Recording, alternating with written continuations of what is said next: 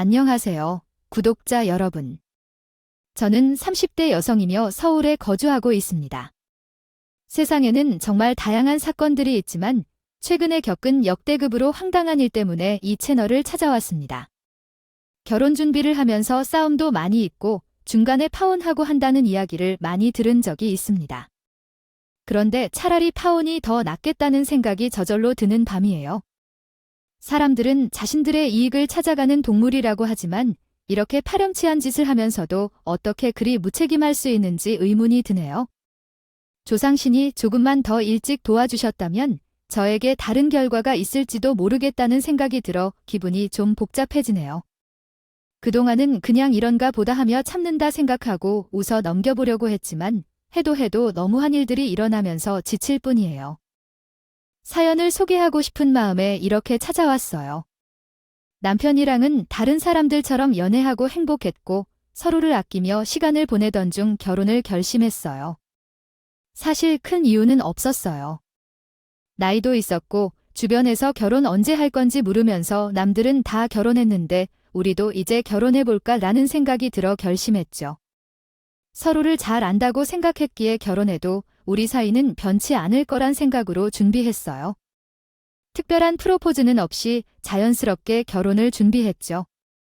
다들 결혼 준비를 시작하면서 가장 행운한 것은 몇 년 전에 청약 통장에 운 좋게 당첨되어 자택을 소유하고 있던 사실이었습니다. 물론 대출을 조금 받아야 했고 주로 친정 부모님의 자금을 빌렸지만 전부 자신이 직장에서 모은 돈을 쏟아붓고 스스로 집을 마련하기 위해 노력하여 얻은 집이라는 점에서 매우 소중한 것으로 생각했습니다. 청약에 당첨된 아파트는 30평대이며 방이 3개 있어서 아이를 낳고 살기에 적합하다고 생각했습니다. 낳았을 때 각자 방을 할당할 수 있는 상태이지만 여유롭게 공간을 활용하고 싶어서 아이를 1명 낳았을 때 모든 지원을 받을 수 있을 것으로 예상했습니다.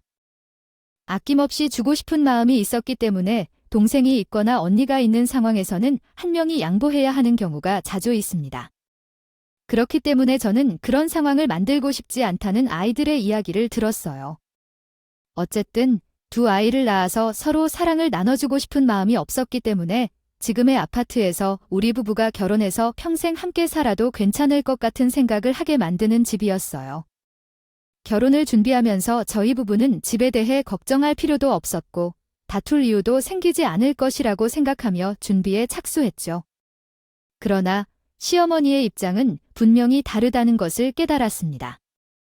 결혼식 날짜를 정하기 위해 상견례를 하러 양가가 모여있는 어려운 자리에서 이야기가 진행되고 있었어요.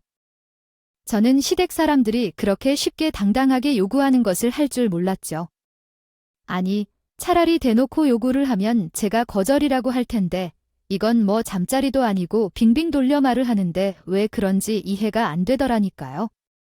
아유, 딸이 직장도 잘 다니고 돈도 잘 모아서 집까지 떡하니 샀으니까 사도는 걱정이 하나도 없으셨겠죠.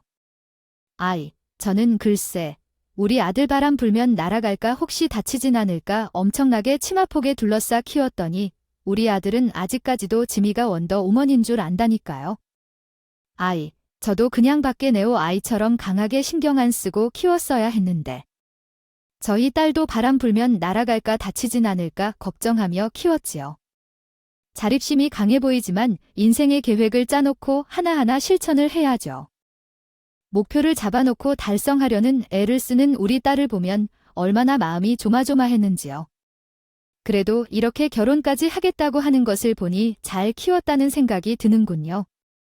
혼자서 모든 것을 해내려다 보면 고집도 생기고 힘든 일이겠지만 그런 여성들이 요즘 많이 늘고 있다고 하잖아요. 남성은 오히려 길게 사는 경우가 드러나며 전혀 걱정하지 않아야겠네요. 집의 며느리 명성으로 인해 우리 아들이 혹시나 과도하게 살 수 있을까 걱정이 많습니다. 이해하기가 쉽지 않아요. 그러나 부부 사이에 존재하는 힘든 것을 채워가며 서로 맞추어가며 사는 것이 인간의 삶이라고 생각합니다. 사람들의 환경은 다르기 때문에 한순간에 모든 것을 조화롭게 하는 것은 쉽지 않습니다. 아이게 어떻게 우열을 가리면서 살면 부부가 될 수 있겠습니까?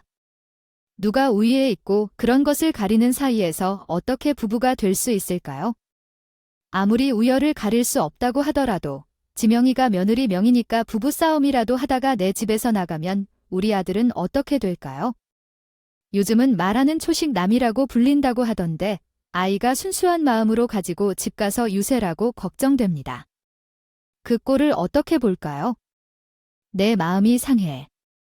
아휴, 아직 벌어지지도 않은 일에 대해 이렇게 말씀하시니 좀 그렇네요.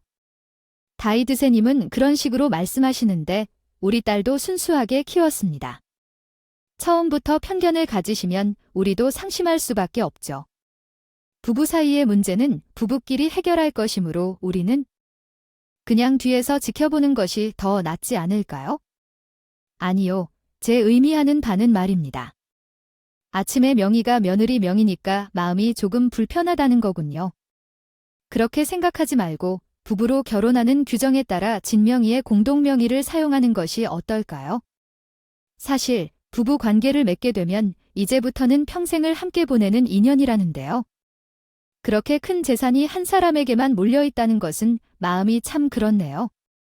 며느리가 수가 틀려서 갑자기 이혼을 요구하거나 집을 팔 수는 없겠죠. 부부는 서로를 보살펴가며 살아가야 하는데 공동명의를 할 경우가 좋겠네요.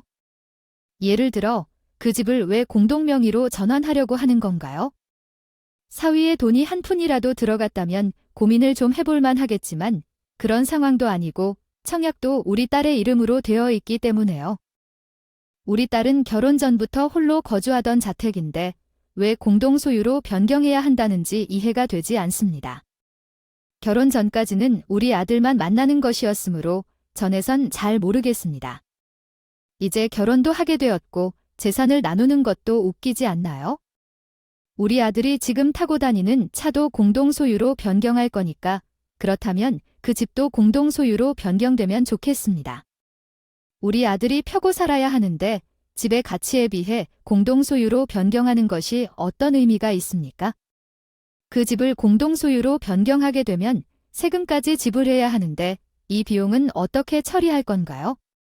결국 부부 사이의 관계로만 바뀌는데 누가 이름을 갖는지는 중요하지 않습니다. 너무 오해하고 계시는 것 같은데 유세를 하는 것이 아니니까 집에 대한 문제만 얘기하시죠. 아이고, 벌써부터 명예 문제로 못해준다고 이렇게 나오시는데 저희 아들이 살면서 싫은 소리 한 번이라도 하면서 살 수 있을지 참 걱정이 많네요. 그리고 듣자 하니 그 집에 아직 대출금도 남아있다고 하는 것 같더라고요. 우리 아들이랑 이제 결혼해서 살면서 같이 대출금 갚으면서 살아야 하는 거 아닐까요? 공동명의로 하는 게 서로에게 보기 좋다고 생각해요. 다른 사람들한테도 공동명의로 된 집이 있으면 낫다고 말하는 게 낫잖아요. 며느리 이름으로 된 집이 있다고 하면 며느리 능력이 좋네 그런 소리만 듣게 될 거예요. 우리들이라고 능력이 없는 것도 아니죠. 다른 사람들로부터 그렇게 의식하지 않고 살 필요가 있어요. 더 이상 집 이야기에 대해 논하지 않는 게 좋을 것 같아요. 우리는 공동명의로 할 필요도 못 느끼고 또 그렇게까지 할 필요도 없다고 생각해요. 생각이 없다면 후에 아이들을 낳아 더 큰 집으로 이사를 간다면 그때 돈을 정확히 반반 내고 명의도 반반 하실 거죠. 돈 이야기를 꺼내자 친정엄마가 말하셨을 때 더 이상 시댁 측에서 말을 꺼내지 못하고 대화가 마무리되었는데 시부모님의 얼굴이 영 좋지 않았어요. 그래도 어차피 어떡하겠어요. 친정엄마의 말이 뭐 하나 틀린 게 없었죠. 그 집은 제가 남편과 연애하기 이전부터 소유한 집이었는데 공동명의로 탐을 내는 것부터가 이상했어요. 사람 욕심이 끝이 없다고 하던데 제가 제 힘으로 얻은 집을 왜 탐을 내는 건지? 아들이 기가 죽을까 걱정이 되었으면 명의를 탐내는 것이 아니라 집을 하나 사주는 게 맞지 않을까 하는 생각이 들었어요. 상견 내 자리에서 그런 설전이 오가긴 해요. 그러나 남편과 저 사이에 크게 문제가 없었기 때문에 결혼 준비를 계속 진행하고 있었어요. 식장을 정하고 초대장을 발송하고 알아봐야 할 것과 비교해야 할 것이 많았어요. 둘만의 결혼을 준비하면서 공책을 여러 업체들을 비교하며 혜택이 더 많고 저렴한 곳을 찾고 있었어요. 그런데 2년 전에 결혼한 시누이가 간섭을 정말 많이 했어요. 남편이 집에 가서 며느리 이야기를 하려고 해도 긴장하는 것인지 우리가 무얼 하려 할 때마다 옆에서 간섭을 많이 했어요.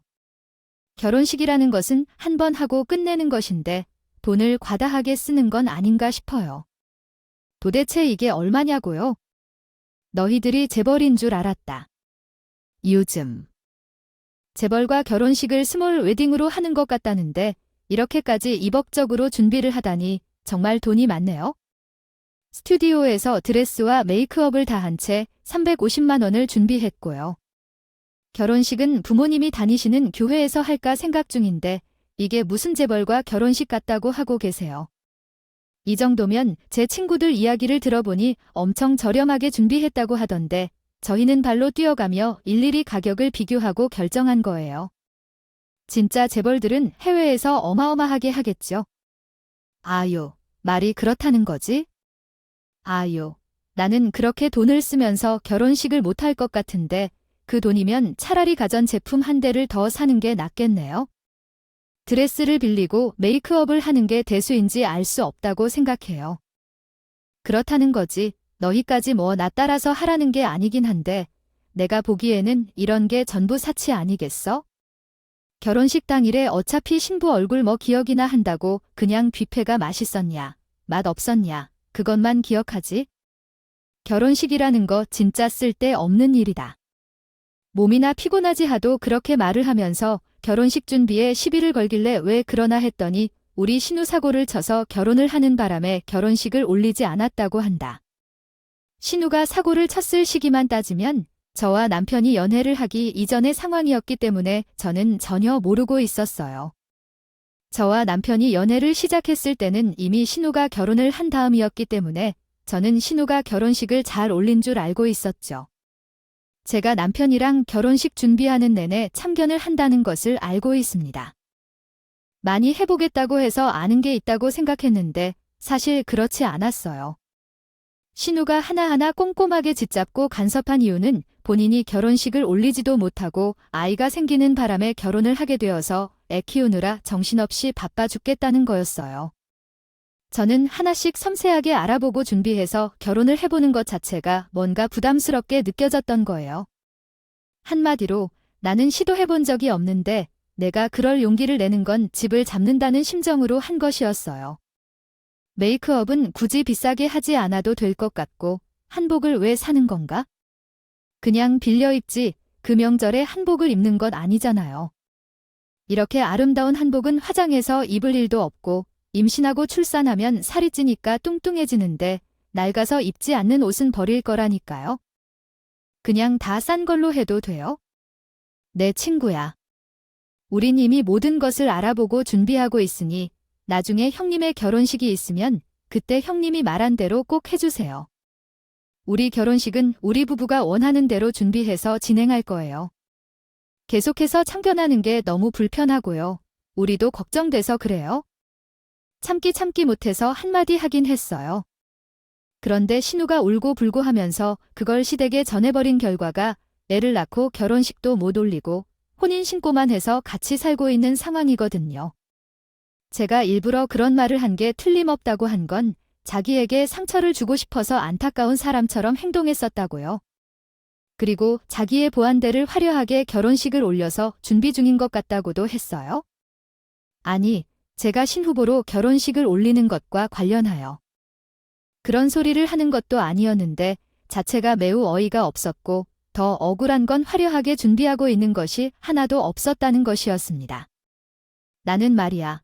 신혼여행도 임신해서 가야 했기 때문에 무리를 하면 안 되어 부산으로 다녀왔는데 너희들은 나보라고 일부러 유럽으로 가는 거 아니냐고.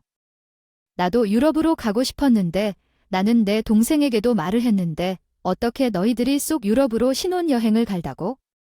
저희도 유럽에 가본 적이 없어서 신혼여행으로 가려고 일찍부터 이야기를 했었어요. 왜 우리가 형님을 보기 위해 일부러 유럽으로 신혼여행을 가냐고? 형님에게 자격지심이 있는 것도 아니고 우리가 결혼 준비하는 것 하나하나 옆에서 캐묻는 것이었습니다. 형님이 더 이상해요. 우리는 그냥 가고 싶은 곳으로 가는 것뿐이라고요. 내가 내 동생한테 유럽 촬영을 얼마나 했는데 부러우니까 너희들 신혼여행 가는 김에 나도 유럽 여행 좀 보내줘라 하니까 패키지로 가면 얼마 하지도 않던데 인심 한 번 써내. 그걸 왜 우리한테 보내달라고 하세요? 심하부 보내달라고 하셔요. 우리도 결혼 준비하는 거 빠듯하게 준비하고 있는데 와중에 형님 유럽 여행을 어떻게 보내줘요? 내 남편이 안 보내주니까 하는 소리? 아니겠어. 애 키워야 한다. 돈 없다. 시간이 남아도니 하면서 죽어도 유럽은 못 보내죽겠다는데. 내가 서러워서 정말 이유가 나름 타당한 것 같은데 나중에 애다고 부랑 둘이 다녀오시면 되겠네요. 지금부터 한 달에 10만 원씩만 적금을 들어도 충분히 다녀올 수 있을 거예요. 저는 10만 원을 적금에 넣을 생각이 있어요. 여유조차 없으니까 하는 말이잖아. 그러지 말고 나도 좀 도와주라. 너희들만 즐겁게 하면 되는 거라고. 아, 나도 유럽에 가고 싶단 말이야. 나도 도와주세요. 시부가 도와주지도 않는 유럽 여행을 제가 왜 도와줘야 하는 건지 정말 어이가 없더라고요. 그런데 더 황당한 사실은 남편이 옆에서 아무 소리도 안 하고 가만히 구경만 하고 있었다는 것이었어요. 지나가 옆에서 말도 안 되는 생떼를 쓰고 있으면 말리는 신이라도 해야 하는 거 아닌가요? 제가 어찌하여 기분이 상해버려서 남편의 옆구리를 계속 찌르고 있었지. 제발 입이 있으면 무슨 말이라도 해서 너희 눈에 입이 닿게 만들라는 표시. 제가 인상까지 쓰면서 남편을 바라보고 있으니 그래서 슬쩍 열었더라고요. 매형이 안 보내주는 이유가 다 있겠지? 막말로 조카가 아직 아기인데 어떻게 누나가 애를 떼놓고 유럽 여행을 가겠어? 그리고 도이족 한 아기를 데리고 유럽 여행을 갈 수도 없는 일이야. 아, 누나, 그러지 말고 지금부터 돈을 모아서 나중에 혼자 여유 있게 다녀오자. 조카가 눈에 밟혀서 어디 돌아다니기도 하겠어. 왜냐하면 돌아다니는 것도 어렵고 애야문씨도 잘 지내겠지? 그러지 말고 나한테 일주일만 보내줘. 내가 여러 국가를 다녀오겠다는 것도 아니고 프랑스나 이탈리아 이런데 일주일만 보내줘. 아, 내가 앞으로는 잔소리도 안 하고 참겠다. 참겠다. 나 진짜 너무너무 가보고 싶었단 말이야. 에펠탑도 보고 싶고 현실적으로 무리가 있잖아. 결혼 준비하면서 쓰는 돈이 얼마나 많은데 누나 유럽 여행까지 왜 안 보내주는 거야? 주고 애는 누가 돌보게 될 거야? 매주 나가야 해. 일주일 동안 너희들이 돌봐줄 수 있으면 돼. 너희들은 신혼부부니까. 어차피 아이가 나올 거니까 기르기 위해 연습하는 거겠지? 서로 돌봐주는 건 좋은 일이야. 난 걱정 없이 유럽 여행 다녀올 수 있고 너희는 아이를 키우면서 부부 생활을 연습할 수 있어. 우리도 결혼 준비를 해야 되니까 여유가 없어. 아, 당장 돈이 없는데 어떻게 유럽 여행을. 우리는 최소한의 비용으로 준비를 하려고 노력 중이니까 제발 신경 써주길. 이런 말 좀 하지 마. 이미 머리가 아파서 죽을 것 같은데 누나도 그러면 어쩌자는 거야? 결혼 준비할 때 돈이 많은 시기는 아니야? 뭐, 너희도 일단 집부터 사야 되니까 알았어. 집을 사고 나서 다시 얘기하자. 집값이 생각보다 저렴하게 나와서. 빠지면 남은 여유 돈으로 나는 무조건 유럽 여행을 보내줄 거야. 나는 그때까지 얌전히 기다릴 테니까 이해해. 신우는 이미 우리가 집을 갖고 있다는 사실을 알지 못해서 모른 것 같아. 난 사실 집이 이미 있다고 말하면 신우가 유럽 여행에 대한 2차전을 시작할 것 같아서 입을 굳게 다물고 집 이야기에 대해 모르는 척 다른 척을 했어. 옆에서 가만히 듣고 있던 시어머니가 갑자기 입을 여러 거들 부스름을 만들었어. 그 집 때문에 내가 아주 속상해 죽겠다. 죽겠어. 며느리 이름으로 집이 뻔하니 없겠니? 30평형 대형 아파트. 그것도 신축의 방이 3개나 딸려 있을 걸. 글쎄. 그걸 공동명의로 안 해줄 거라 우리 아들이 기가 팍팍 죽겠어. 어디선가 밥을 먹고 다녀야 하는지 속이 타. 이상하게 죽을 것 같아요. 갑자기 공동명의 이야기를 왜 또 꺼내고 이러시는 건가요? 이미 그 이야기는 상견례 자리에서 다 끝났는데 남편도 더 이상 저한테 공명에 대한 얘기를 하지 않기로 했어요. 제가 오죽 속이 이상하면 이렇게까지 얘기를 하겠어요. 그 집을 굳이 이름으로 들고 있어봐야 뭐가 좋다고 하세요? 아휴, 제가 며느리 눈치를 보여서 무슨 말을 하겠니? 집이 이미 있다고. 그것도 올케 이름으로다가.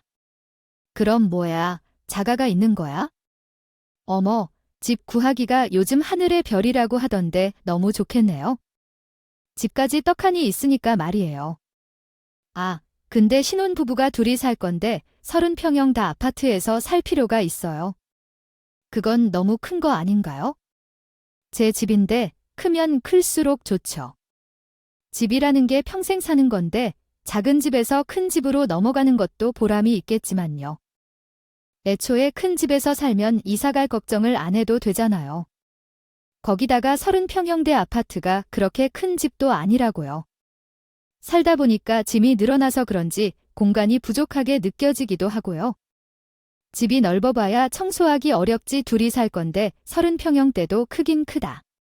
너희 애도 하나만 낳을 거라더니 들나와서 키우려고 아니요. 지금까지는 하나만 키우고 살 생각이에요. 애 하나 키우면서 살기도 벅찬 세상이라고 하잖아요. 애 키우는데 들어가는 돈이 어마어마하다고 하던데 형님도 애 낳아봐서 알잖아요. 그랬더니 신우가 중얼거리면서 그거야 참찌것같이 굴더라 그요. 아무튼 그날 시댁에서 밥을 먹자고 해서 간 자리였는데 밥을 입으로 먹는 건지 코로 먹는 건지 유럽 여행 타령의 공동명의 이야기까지 나오면서 아주 골칫거리 늘어난 기분이었어요. 근데 남편이 글쎄 이후에 신우에게 시달리기도 한 건지 저에게 말도 안 되는 소리를 하더라고요. 우리 진짜로 일주일 정도만 조카를 대신 맡아서 우리 누나 유럽 여행이나 다녀오게 할까 하도 나한테 유럽 여행령을 하는데 집에 들어가는 게 무서지 경이라니 무슨 말도 안 되는 소리를 하고 있어? 돈도 돈이지만 시조하 왜 우리가 봐줘 시부모님도 떡하니 계신데 우리가 애를 낳는 것부터가 이상한 거지? 결혼도 안 했는데 미리부터 무슨 여행 연습이야 나중에 닥치면 다 하게 되어 있는데 절대로 싫으니까 말도 꺼내지 마. 에이, 우리 돈으로 유럽 여행까지 보내주는 건데 조카까지 봐준다고 생각해봐. 우리 누나한테 점수 아주 톡톡히 날 거 아니야. 우리 누나 성격이 괴팍해서 점수 따기가 엄청 어려운 사람이라는데 대신에 우리 누나한테 잘 보이면 말이야. 누나가 세상 끝까지 우리 편 들어줄 거라고 생각하면 든든한 아군이 생기는 건데 얼마나 좋겠어. 우리 돈으로 왜 유럽 여행을 보내주냐고. 너네 돈을 써서 유럽에 보내주기만 해봐. 너 나서는 거야. 절대로 반대하지 마. 내가 돈이 어디에 있어서 유럽으로 보내줄 건데 나 돈 없는 거 알잖아. 그렇게 말하는 건 제 눈치를 보는데 진짜 기가 막히더라고요. 사실 남편보다 연봉이 조금 더 높은 회사에 다니고 있었거든요. 그래도 여러분, 남편이 저보다 돈도 못 벌고 집도 없어. 그럼 저한테 알아서 기어야 하는 거겠지요. 도대체 어떤 배짱으로 저를 다루는 건지 이해가 되지 않아요. 되지 않아요. 거기다가 자기가 돈이 있어서 유럽을 보내주냐는 소리를 하다니. 그럼 제 돈으로 신혼 유럽 여행을 보내주자는 소리밖에 더 될까요? 제가 기가 차서 남편한테 지건 아닌 것 같다. 너랑은 말이 안 통한다. 이런 식으로 할 거면 결혼을 다시 생각해보자고 했더니 그제서야 화들짝 놀라면서 농담으로 한 말인데 왜 그렇게 정색을 하느냐고 그러더라고요. 누가 저걸 농담으로 하고 농담으로 듣겠어요? 너무 열받으니까 콧김이 뿜어져 나올 것 같더라고요. 대화가 계속 돌고 돌아 제자리로 돌아오니까 더 이상은 안 되겠다 싶어서 그냥 그 자리를 피하는 게 낫겠다 싶었죠. 청약으로 당첨되어 제가 꽤 오랜 시간 살고 있었던 제 집이긴 했지만 제가 살고 있었던 곳에서 이제 신혼집으로 탈바꿈이 되어야 하지 않겠어요. 혼자 사는 집이랑 부부가 사는 집은 면이 공간부터 달라져야 하니까요. 혼자 쓰던 짐을 처리할 거 하고 잠시 친정에서 지내면서 집을 새로 도배하기로 결정을 했어요. 도배지를 고르러 가기로 한 날 정말 황당하게도 신우가 따라왔어요. 도대체 우리 집을 도배하는데 신우가 왜 따라오는지 모르겠지만 옆에서 계속해서 참견을 해요. 벽지는 말이야 너무 흰색보다는 살짝 회색이 섞인 게 나을 것 같지 않겠어요? 아니, 방은 핑크색으로 도배하는 게 좋지. 화려하게 해놔야 딸이든 아들이든 정서적으로 좋다는데. 저는 모든 방부터 시작해서 거실과 주방을 하나도 빼놓지 않고 전부 흰색으로 할 거예요. 그래야 집이 더 넓어 보이고 가구와 가전제품들을 배치하기도 더 쉬워질 텐데요. 좋게 어떻게든 옳게가 뭘 몰라도 너무 모르네. 꺼내봐라. 흰색 하나도 소용없다. 낙서를 하고 난리를 치기 쉽다. 그런데 흰색 벽지를 어떻게 관리할 거야? 그건 뭐 따로 페인트 칠을 해야 하나 하면서 관리하면 되지 않을까요? 제가 알아서 할 테니까 너무 참견하지 않아 주셨으면 좋겠어요. 제가 살 집인데 벽지를 고르는 게 맞지 않을까요? 오랜만에 빡빡하게 말하는구나. 그렇게 말해서 짜증날 것 같아. 그나저나 집은 정말 좋다. 여기 방은 아이들 있는 곳이 딱이고, 이 방은 옷이나 아이들 잠깐 방으로 딱이네. 안방 사이즈도 너무 좋아서 청소하기 정말 좋을 것 같아. 집 구조도 너무 좋아. 이런 집은 얼마나 해? 글쎄요. 지금 시세는 좀 올랐을 텐데 청약으로 들어온 거라 비싸진 않았어요. 형님도 그러지 말고 청약 통장을 잘 가지고 있으세요. 저는 운이 좋게 서울 근처에서 일을 할 수 있게 되었지만 형님은 사실 지방으로 내려가도 괜찮다고 생각해요. 그런데 지역을 옮기려면 비용도 들고요. 그래서 돈이 있어야 가능한 일이죠. 아이고, 올케 형 인생도 탄탄해서 너무 부러워. 집을 구경하며 더 현실감이 안 나네요. 저는 사고를 치고 결혼해서 돈도 없이 시작했고 결혼식도 못 올렸어요. 게다가 다른 사람들과 달리 시댁에서 엄청난 압박을 받았고 아들을 낳으면서도 계속 잔소리를 듣게 되었어요. 아휴, 집도 없어서 월세로 살고 있는데 월세 내는 돈이 어마어마하죠. 청약 통장을 만들고 싶지만 나는 돈이 없어서 지난번에 청약 통장을 해지했거든요. 그래서 돈이 부족해서 새로운 청약 통장을 만드는 게 어려워요. 상황이 어려워서 저한테 신세 한탄을 오지게 하더라고요. 너는 돈을 어떻게 모으냐라고도 물으셨어요. 물어보면 직장 생활을 하면서 모았나요? 우리 신우는 결혼 전에도 아르바이트만 하러 다니고 그것도 3개월 이상 해본 일이 없다고 해요. 직장도 딱딱 없었던 사람이 돈을 모을 수 있었을까요? 당연히 우리랑 출발 자체가 다른 수준에 있었는데 모은 돈도 차이가 날 수밖에 없고 시간이 지날수록 그 격차가 더 벌어지고 있었어요.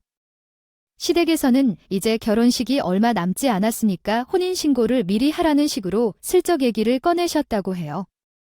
아무래도 신혼부부를 위한 혜택 같은 것이 여기저기 널려 있으니까 그런 혜택을 받을 수 있을 때 받아야 한다는 의미였던 것 같은데 대부분의 신혼부부 혜택은 집 대출과 관련이 많아서 이미 집이 있는 저에게는 별로 메리트가 없었어요. 그래서 그냥 시큰둥하게 처리했어요. 대답을 했는데 혼인신고를 해서 비행기를 타는 게 좋지 않을까요? 마일리지를 합쳐라 하면서 신우가 또 아는 척을 하면서 끼어들길래 알아서 하겠다고 새침하게 대답했어요. 그런데 시댁에서 이 이야기를 몇 번이나 꺼내주는 겁니다. 어차피 결혼식이 코앞인데 혼인신고를 밀 필요가 있느냐 하루라도 빨리 해서 부부가 되라 하길래 잔소리를 듣고 싶지 않은 마당에 그냥 남편이랑 퇴근을 하고 구청에서 만나 혼인신고를 하기로 결정했어요. 정말 결혼 준비도 다 했고 날짜만 기다리고 있는데 왜 그렇게 재촉을 해야 하는지 알 수가 없었어요. 결혼식을 코앞에 두고 남편이랑 저랑은 청첩장을 돌리러 다니느라 정말 바빴거든요. 정말 결혼을 2번은 못 하겠다고요? 이렇게 일일이 신사를 돌리는 일은 식상해요. 할 일도 많고 사람들을 챙겨야 할 일도 많은데 하루가 어떻게 흘러가는지도 모르게 시간이 흐르는데요. 우리는 또한 직장인이라 시간이 매우 제한적이라는 것을 깨닫네요. 남편과 저 모두 발에 땀이 나는 청첩장을 돌리고 밥을 사고 주변에서 오는 축하 인사에 일일이 답장을 하고 있어야 하고요. 솔직히 결혼을 한다고 말하니까 친구들 중 몇 명은 여러모로 아쉽게 생각하고요. 남편의 친구들은 마누라라도 잘 얻어서 장가가야지라고 말했더라고요. 전문직에 종사하고 있어서 퇴직 연도가 멀 것이라고 돈도 꽤 벌어서 시댁에서는 이것조차 마음에 들지 않았어요. 여자라면 적당히 벌면 되는데 그렇게 벌어 아낌없이 쓰면 안 된다는 법이야? 아들이 어릴 때부터 열심히 키워야 하는 거 알지? 우리 아들은? 돈을 가지고 귀를 죽이지 말라. 우리 아들이 하고 싶은 일을 다 하게끔 해줘야 하고 그 곁에서 적당히 지원도 해주는 게 여자로서 해야 하는 일이다. 그러니까 알겠지. 시어머니, 그만 잔소리해. 정말 이게 귀에 걸리는 말이 아니겠어? 그래서 저는 어쩌다 시어머니를 만나고는 남편에게 이야기를 했어요. 결혼한 후에도 제 어머님이 자꾸 잔소리하시면 더는 못 참아. 제게 좋은 말은 안 하고 항상 잔소리만 하잖아. 결혼해도 계속 그러면 난 시댁과의 관계를 끊을 테니 적당히 자제해 주던가 아니면 나한테 시댁에 가자고 하지 마라. 남편도 아무 말 못하겠다고 하고 결혼식 당일이 되었는데 정말 정신이 없이 결혼식을 올렸어요. 식사할 시간도 없을 정도로 붐볐단 말이에요. 이 고통스러운 시간을 참아내며 결혼식을 올리는 방법을 알 수 없었는데 결혼식을 무사히 마치고 유럽으로 신혼여행을 떠날 계획이었습니다. 우리는 여름 휴가와 결혼식 휴가를 합쳐 2주 동안의 신혼여행을 떠나기로 했습니다. 일정이 길었지만 더 힘들었던 점은 비행기 출발 일정이 결혼식 당일 저녁뿐이어서 결혼식이 끝나자마자 양가의 인사만 빠르게 나누고 집으로 돌아가 씻고 곧바로 공항으로 향해야 했다는 것이었습니다. 그래도 정신없이 시간을 보내다가 어느 순간 비행기에 올라탔고 비행기에서 푹 잠을 자고 일어나 신혼여행을 즐기게 되었습니다. 저희의 신혼여행은 이탈리아 일주일 일정이었고 이탈리아의 각 지방을 차를 타고 돌아다니며 와인 농장을 방문하고 콜로세움을 구경하며 바티칸을 관람하는 등 많은 경험을 즐겼습니다. 정말 신이 나는 순간이라고 생각해요. 일주일을 불태워가며 서울에 도착했을 때는 기다렸다는 듯이 시어머니께 연락을 했어요. 보통은 신혼여행을 마치면 첫날은 무조건 시어머니 집에서 자는 거거든요. 그래서 지금 당장 짐을 챙겨 우리 집으로 와서 쉬고 가라고 하셨어요. 신혼여행에서 뭘 하고 놀았는지 이야기도 듣고 싶고 선물 같은 건 다 챙겨왔을 텐데 공유하고 싶어도 괜찮아. 우리가 방금 도착해서 너무 피곤하니까 우리 신혼집에서 좀 쉬고 내일 가서 인사드리는 게 좋겠죠? 우리 비행기도 오래 가서 꾸중꾸중하니까 뭐래? 당연히 우리 집으로 와야 해. 시어머니 집에 가서 시켜주면 돼. 걱정 마세요. 오늘은 우리 집에서 자는 게 좋아, 아이야. 빨리 택시를 타서 와. 그렇게 박박 우겨서 너무 짜증나. 일단 신혼집에서 쉬고 내일 가야지 했더니 시어머니가 화를 내실 거야. 시어머니 말에 반박하자니 말이 말 같지도 않냐고 하더라. 남편이 주저주저하며 내 눈치를 살피더니 시어머니의 말을 따르자고 했어. 아, 진짜 공항에서 택시를 세워놓고 그렇게 여의 봤던 것 같아. 나도 너무 피곤해서 이야기를 계속해도 소용없겠다 싶어서 그냥 곰곰이 생각하면서 시어머니 집으로 가자고 해서 택시를 타고 이동했어. 시어머니 집에 가니 갑자기 밥을 다 먹으라고 하더니 서울교를 시작하셨어. 그래, 신혼부부란 그런 거야. 서로 다른 환경에서 살아온 사람들이니까 당연히 안 맞을 수밖에 없지. 없는 건 없어. 그래도 잘 헤쳐나가도록 하는 게 너희들이 할 일인 거야. 가족과 가족이 만나는 거니까 가운데에서 중심을 잡고 말이야. 서로 기분 상한다고 싸우지 말고 이해하려고 애를 써보도록 해. 무슨 시련이 와도 이겨낼 수 있다는 생각을 가지고 말이야. 내 것인 줄 알았던 것이 내 것이 아닐 수도 있고. 그래도 서로 가족끼리 의논하고 양보하면서 사는 거야. 알았지? 몸이 쑤셔서 눕고 싶은데 붙잡고 내내 설교를 늘어놓고 있으니 너무나도 피곤하지 않겠어요. 거의 시간에 가까운 비행기에서 보냈는데 얼마나 졸려 죽겠는지. 그것도 시댁에서 그런 소리를 듣고 있으니 편히 쉬는 기분도 들지 않았고요. 하루를 자야 하는데 씻지도 못하고 설교를 듣고 있으니 졸려 죽겠다고 해요. 저는 그냥 대충 대답하고 씻으러 들어갔다가 정말 세상 모르게 시댁에서 잠이 들었어요. 다음 날 해가 뜨자마자 아침을 먹고 집으로 가려는데 시어머니가 계속 붙잡았어요. 뭔가 그렇게 급해서 신혼집으로 가려고 그래서 저녁까지 먹고 하루 더 쉬고 가라고 하더라고요. 어차피 내일 출근도 안 하겠지? 그러니까 하루 더 쉬고 가라라고 하시더라고요. 아이고, 뭔가 그리 급해서 너희들이 우리 집에 자주 가면서 그냥 하루 더 있다가 가라고 하셨어요. 아니, 이제 아침을 먹었는데 무슨 저녁까지 먹고 가라고 하느냐라고 하셔요. 저희도 짐 풀고 정리해야 할 것들이 많아서 이만 가볼게요. 아이고, 왜 그리 급해? 너희가 우리 집에 자주 오는데 그냥 하루만 더 머물고 가라라고 말씀하셨습니다. 아이 맞다. 하루만 더 자고 가라. 우리 아들도 이제 자주 못 볼 텐데 라고 하셨어요. 응. 아니면 이럴 거면 아들 결혼시키지 말던가? 결혼까지 시켜놓고서는 왜 그리 못 놓아서 안 돼? 라고 덧붙이셨습니다. 달인 건지 모르겠더라고요. 택시를 타고 신혼집으로 딱 갔는데 신혼집에 도착하여 알게 되었어요. 시어머니가 왜 저희를 집에 보내고 싶어 하지 않았던 건지를 말입니다. 아니, 집에 갔는데 신발이 우르르 있는 게 아닐 텐데요. 이게 무슨 일이지 싶더라고요. 분명히 가구들은 제가 쓰던 것들로 채워져 있었는데 그 사이에 제가 모르는 가전제품들이 가구들과 섞여 있었어요. 제가 공기청정기의 필요성을 잘 모르겠어서 공기청정기를 안 쓰고 있었는데 거실에 떡하니 놓여 있기까지 했어요. 더 소름 끼치는 건 우리 집에서 아이 울음소리가 들리는 게 아닐 텐데요. 이게 무슨 일인가 싶어서 집으로 발을 들였는데 신우가 갑자기 떡하니 나오는 겁니다. 아마 와서 우리한테 아지는 인사를 할 듯합니다. 필요가 없는데 여기까지 오신 이유는 뭔가요? 일단 왔으면 들어오세요. 엄마 집에서 밥을 먹고 오셨군요. 이게 무슨 일인가요? 모르겠네요. 우리 집에 우리가 왔는데 형님이 나와서 무슨 일인지 인사를 왜 한다는 건가요? 지금 우리 집에서 뭐를 하시는 거죠? 엄마한테는 아무런 얘기도 못 들은 건데.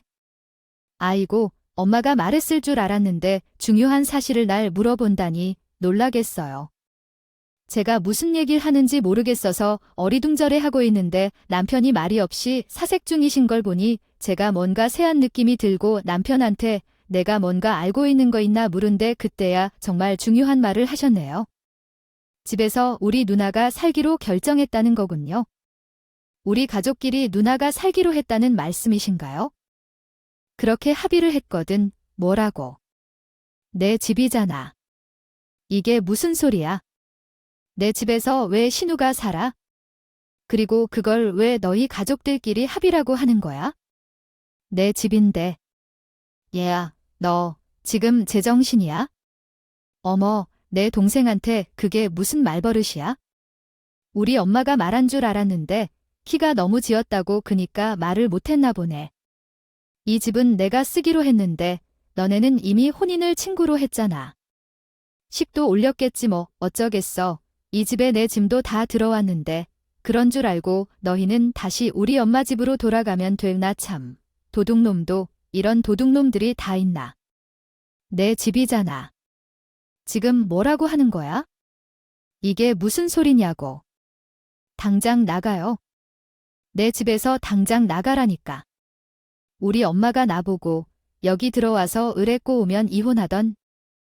재산 분할을 받았지만 내가 둘째로 임신하게 돼서 기쁘지 뭐. 현재 임신 6주가 잘 진행 중이야. 둘째까지 낳기 전에 이 작은 방에서 어떻게 살아. 너희들은 신혼부부니까 원룸에서 살아도 돼. 거기서 살다 우리가 돈 모으면 나가자. 돈이 쌓이긴 할지 모르겠지만 애가 둘인데 단칸방에서는 못 살 거야. 여기가 우리 첫째 방이고 여기가 우리 둘째 방일 테니까 이렇게 하면 딱 좋겠다. 하지만 정말 말이 나오지를 않아서 웃음이 나오는데 신우가 서로 좋자고 했어.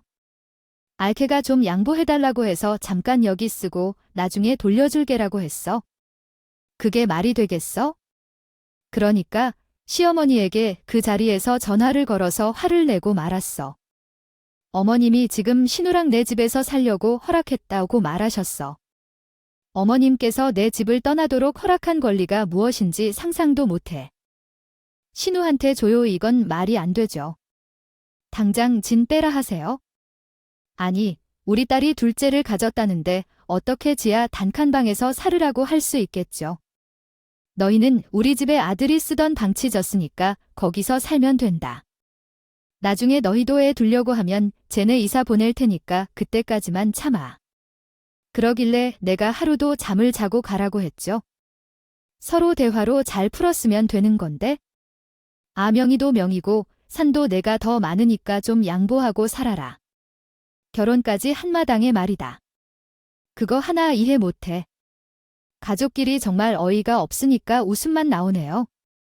결혼식 올린 게 뭐가 대수라고 그런 소리 하세요? 저희 부부 아직 혼인 신고도 안 한 남인데. 이참에 그냥 없는 일로 하죠. 신혼여행은 잘 갔다 왔다 생각하면 되니까요. 그렇게 끔찍한 아들을 반품시킬 테니까 잘 안 받으세요. 어제 혼인신고를 아직 안 했다고 해서 너희 혼인신고를 하러 갔었어. 내가 우리 아들이 9시까지 가라고 했던 거 확인했는데 혼인신고 왜 안 했냐는 말이겠어요. 가긴 갔죠. 갔었는데 혼인신고도 할 수 있는 시간이 있더라고요. 우리가 너무 늦어서 못했어요. 퇴근하고 가니까 구청 직원들도 접수 안 받는다고 하더라고요. 신혼여행 다녀와서 오늘 연차 쓰기로 했었으니까 오늘 하려고 했죠. 남편이 그래서 자불안석이었다고 해요. 저희가 혼인신고를 아직 안 했으니까. 그런데 시댁어머니 눈치 보고 제 눈치 보고 시댁어머니가 그것도 모르고 하루만 더 있다가 가라고 붙잡으니 어쩔 줄 몰라서 일단 어떻게든 면피를 해보려고 하루 더 자고 가자고 남편도 슬쩍 말을 했는데 제가 무시를 하고 신혼집에 오면서 모든 것이 밝혀지게 된 것이었어요. 남편을 반품하던 중에 남편이 제게 그 자리에서 무릎을 꿇고 빌려왔어요. 내가 잘못했어. 우리 가족을 휘둘리게 해선 안 되는데 우리 누나가 둘째 아이를 주었던데 그 작은 집에서 살게 하는 게 좀 그랬어. 우리 돈도 많은 편인데 어떻게든 괜찮을 거라고 생각했나 봐. 미안해. 이해해줘. 우리 엄마가 어제 말했잖아. 서로 이해하며 살라고. 기억하니? 우리 눈에 돈이 모두 나간다고 하던데. 그 시기까지만 본가에서 살자. 진짜 기가 막힌다. 얘야, 양심이 없어도 그 정도는 아닌 거 아니야? 너랑 시작부터 이래서 같이 살 수가 없잖아. 그냥 조용히 파혼하자. 셈치고 갈라. 각자 지인들에게 설명하고 우리 집에선 내가 모든 사실을 밝힐 테니 걱정 마. 무슨 소린 거야. 나는 절대로 너랑 못 갈라서 신혼여행을 다녀오자마자 이혼하자는 게 이게 말이나 돼? 물론 혼인신고를 안 했지만 우리는 부부잖아. 결혼식도 다 올렸잖아. 그게 뭐 대순이 이혼보다 파혼이 낫지? 난 절대로 너랑 갈라서야겠으니 당장 내 눈앞에서 꺼져. 저기 아줌마, 아줌마도 내 집에 있는 짐 다 빼세요. 아, 아줌마. 너 그러고도 우리 집에서 큰 소리 치면서 살 수 있을 것 같아? 이혼이 그렇게 쉬워. 아우, 나는 집 못 빼 혼인신고도 안 했는데 왜 자꾸 이혼 타령하는 거니? 파혼이라고요? 파혼 나이라니. 너무 쉽지. 진짜로 경찰 불러버리기 전에 당장 이 짐들을 빼서 어디로 가나? 2주일 동안 집도 내 마음대로 다 꾸며놨는데 아우나 갈 데 없어. 아니, 우리 서로 잘 이해하면 살 수 있다고 생각해. 자니까 아니면 여기 들어와서 같이 살까? 지금은 내가 능력이 없어서 집을 떡하니 살 순 없지만 우리도 청약 통장을 만들었어요. 그러니까 집을 구할 때까지만 치겠고 좀 지낼게요. 가족끼리 그 정도는 이해하면서 살 수 있잖아요. 가족 아니라고요? 아니라고. 당장 짐 빼라고. 내가 진짜 미친 인간들을 어떻게 상대하면 좋을까? 나도 미친처럼 소리 지르고 다 깨부수고 해봐. 제가 소리를 고래고래 지르면서 난리를 치는데 꿈쩍도 하지 않길래 어쩔 수 없이 경찰을 불러버렸죠. 무슨 경찰까지 부르냐고. 그제서야 저를 만리하, 강제침입, 무단점주에 톡톡히 물게 될 줄 알아라 하면서 으르렁거렸더니 그제서야 어찌할 줄 몰라 하더라고요. 제 명에 100% 되어 있는 집이니까 당연히 고소도 성립하지 않겠어요. 제가 고소할. 거기 나볼 수 있다. 의지로 버텨내려가고 버텨왔다. 내가 그들에게 하루만 주겠다고 하던 가정에 들어갈래 그러면 알아서 하라고 경고했어요. 그 후에 저도 때마침 심심해져 속을 펴보고 싶어서 친척집으로 갔어요. 하지만 그날 저녁에 친척집의 사돈과 남편이 대뜸 찾아와서 화를 냈는데 그걸 예상할 수 없죠. 여유가 있는 사람들이 서로 양보하여 가족끼리 서로 돕자는 게 중요하고 어려울 때도 가족들끼리 서로 도와가며 살자고. 어이구 내 딸 불쌍해 보여. 그런데 사람들이 찾아와서 소란을 피웠다느니 창피스럽다는 것도 없게 얹어진 가정에서 거주 중인 사람이 걸어서 찾아온 건 단 한 가지만 있어 멋지게 집 짜내고 화시키는 거 앞에 있는 집 홀에서 거주하는 것 같다. 아유 간단히 말하면 아버지께서 갑자기 화장실로 가서 이마에 물을 뿌리셨다. 바가지 퍼들여 찬물을 뿌렸다가 시어머니와 남편께 흩뿌렸고 버린 후에 우리 집 앞바닥에 물난리가 일어났지만 그 모습을 보니 정말 시원하고 상쾌했어요. 곧바로 좀비라며 소리치며 혼인을 신청한다는 것이 신의 뜻이라고 조상님이 도와주신 거로 알고 있어요.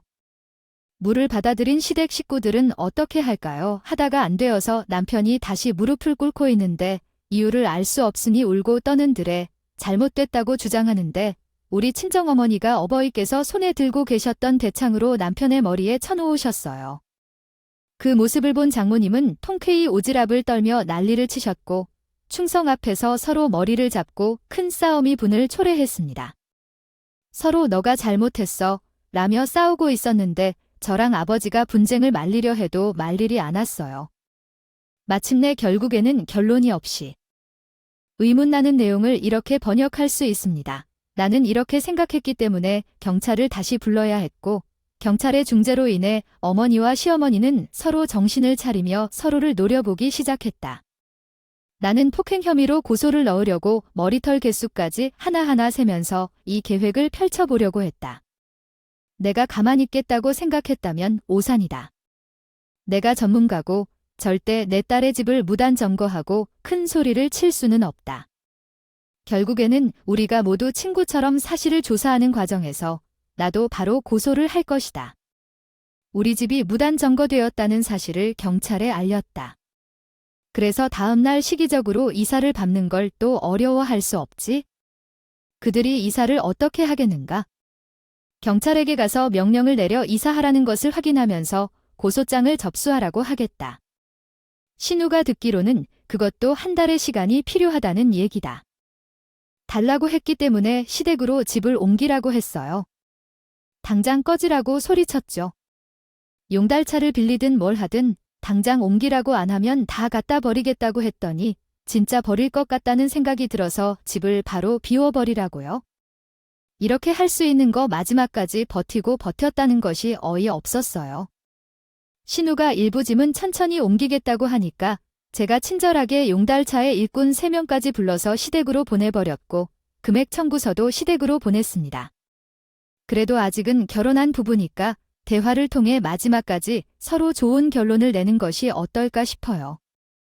나는 이렇게 못 헤어져. 너 스토킹이 점점 심해지고 있어. 너와의 대화는 왜 항상 갈등적일까? 너랑 결혼식만 올렸지만 법적으로도 부부 관계라는 걸 잊지 말아야 해. 아니야. 너랑은 무조건 파혼이야. 입꼬를 보고 뭘 다시 결론 알고 어쩌고 난리치고 있어? 너라는 인간을 아주 꼴도 보기 싫어. 그러니까 내 생을 들어버려줘. 그 뒤로는 연락처를 다 차단했고 만나지 않으려고 엄청나게 피해 다녔어. 뭐 어차피 동성 사이라서 다 뻔하지 않겠어요. 정말 결혼이란 것은 서로 사랑만 해서 되는 게 아니라는 걸 깨달았어요. 아니, 제가 그 인간을 사랑했는지 잘 모르겠네요. 이제 와서 생각해보면 그냥 현실에 순응하고 결혼을 하려고 했던 것 같아요. 2번 다시는 이런 실수를 하지 않도록 더 단단해지고 있습니다. 정말 가족 구성원까지 하나하나 잘 살피고 해야 하는 게 결혼이라는 것을 이제라도 깨달아서 다행이에요. 여러분도 저 같은 실수하지 마시고 부디 좋은 선택하셔서 꽃길만 걸어주길 바랍니다. 제 황당한 이야기 들어주셔서 너무 감사합니다.